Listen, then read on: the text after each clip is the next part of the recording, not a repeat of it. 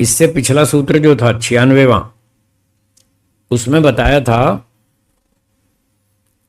कि संसार में 3 पदार्थ अनादि थे, ईश्वर, आत्मा, प्रकृति।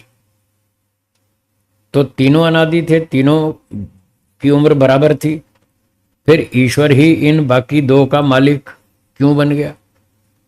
इसका उत्तर कल के सूत्र में बताया था। ये दोनों कमजोर थे और इन दोनों ने सरेंडर कर दिया, समर्पण कर दिया, भाई हमारे बस का कुछ नहीं है, हम कुछ नहीं कर सकते, आप ही करो जो करना। इसलिए दोनों ने जब ईश्वर को समर्पण कर दिया तो ईश्वर ने स्वीकार कर लिया, भाई ठीक है, तुम कहते हो तो मैं तुम्हारा मालिक बनता हूं। इस तरह से वो इनका मालिक बन गया। जैसे चुंबक का उदाहरण दिया था, एक चुंबक है इतना मोटा और उसका इतना आकर्षण क्षेत्र है। उस चुंबक के आकर्षण क्षेत्र में कोई भी छोटा लोहे का टुकड़ा आ जाएगा तो वो उसको अपनी ओर खींच लेगा, उसका उस पर प्रभुत्व, स्वामित्व बन जाएगा चुंबक का। तो हम आत्मा और प्रकृति ये दोनों छोटे हैं, कमजोर हैं, ईश्वर के सामने हमारी शक्ति बहुत कम है और हम रहते हैं ईश्वर के इलाके में। या तो लोहे के टुकड़े को वो चुंबकीय क्षेत्र से बाहर निकाल दो, तब तो ठीक है, वो चुंबक उस पर कब्जा नहीं कर पाएगा। और अगर वो उसके अंदर आ गया एरिया में, फिर तो वो खींच लेगा। तो जीव और प्रकृति, आत्मा और प्रकृति ईश्वर के इलाके से बाहर तो जा नहीं सकते, ये तो संभव नहीं है।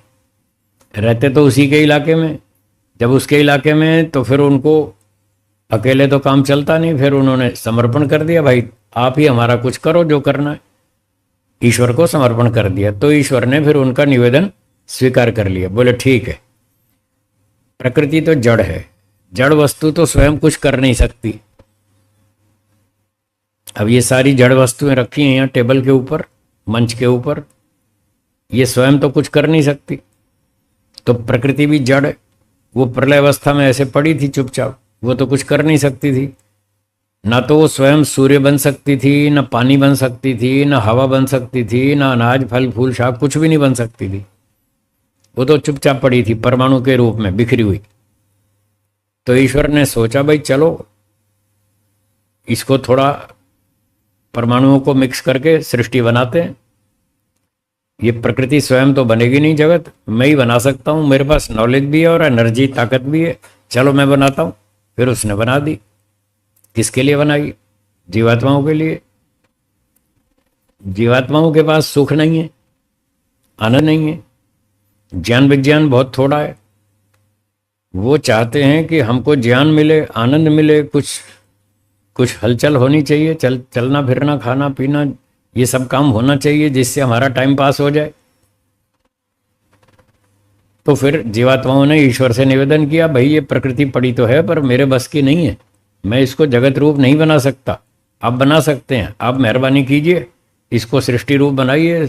अंगूर, केला, संतरा, तरबूज, खरबूजा, आम और तरह तरह के फल, फूल, शाक, सब्जी, वनस्पति, औषधि, जड़ी बूटी बनाइए, तो मुझे कुछ लाभ मिले, कुछ काम हो मेरा इस प्रकृति से। तो ईश्वर ने जीव के कर्मों के आधार पर फिर सृष्टि बनाई और जैसे जैसे कर्म थे जिसके, उसके हिसाब से उसको वैसे वैसे शरीर, वैसे वैसे खाना पीना, फल आदि, सब्जी फल आदि आदि चीजें ईश्वर ने बना के दे दी। इस प्रकार से ईश्वर ने उन दोनों का स्वामित्व स्वीकार कर लिया और ये क्रम अनादिकाल से चल रहा है। मैं जो ये कह रहा हूं कि ईश्वर ने स्वीकार कर लिया, कोई पहली बार स्वीकार नहीं किया था, ये तो समझाने के लिए बता रहा हूं कि उन दोनों ने रिक्वेस्ट की। वो क्या रिक्वेस्ट करेंगे, दोनों ही तो पत्थर की तरह कमजोर हैं, बेहोश हैं। प्रकृति तो जड़ है, वो तो कभी भी होश में नहीं आएगी,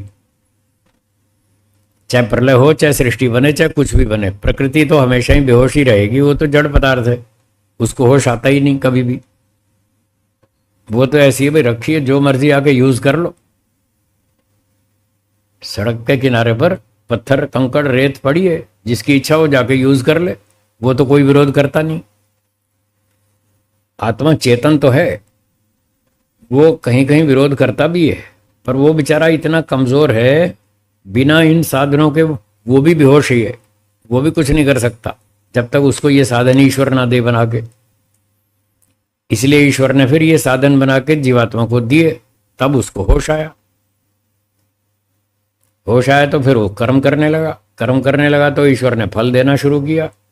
तो ये सिर्फ समझाने के लिए है, कोई पहली बार ऐसा नहीं हुआ, ये तो अनादिकाल से चल रहा है।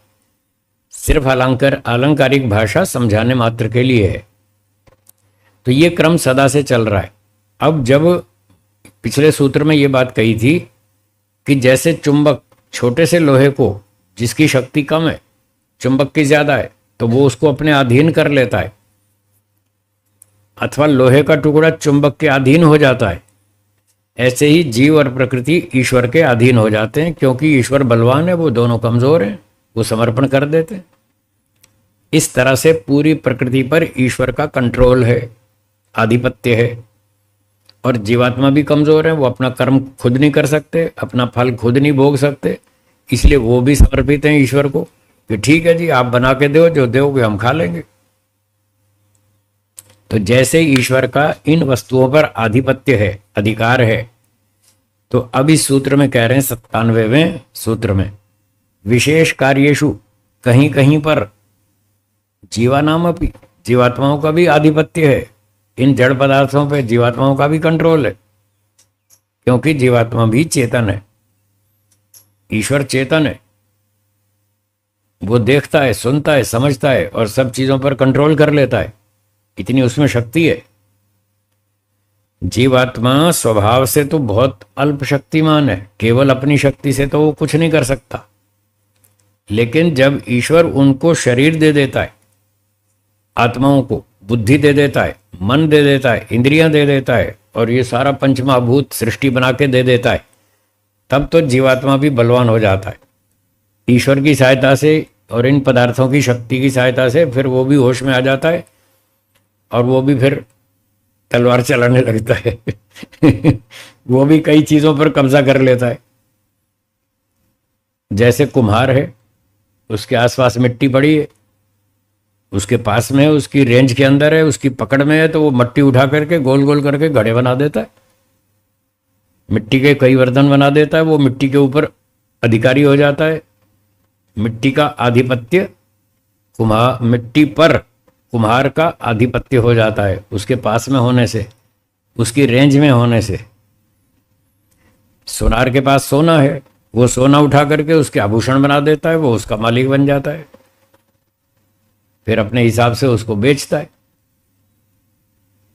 तो इसी तरह से जो जो मनुष्यों के आसपास की चीजें होती हैं वो उन पर कब्जा कर लेता है और उनकी चीजें बना बना के अपना लाभ उठा लेता है, वो भी उनका मालिक बन जाता है। मिट्टी का मालिक कुम्हार हो जाता है, सोने का मालिक सुनार हो जाता है, लोहे का मालिक लुहार हो जाता है, और कपड़े का मालिक दर्जी हो जाता है, वो कपड़े लेके काट काट के कपड़े सिल देता है, फिर वो भी बिक्री करता है। तो ऐसे देखा जाता है जीवात्मा भी कई जगहों पर इन जड़ चीजों का स्वामी बन जाता है। ये था 97वां सूत्र। ठीक है, हाँ जी, स्पष्ट हो गया।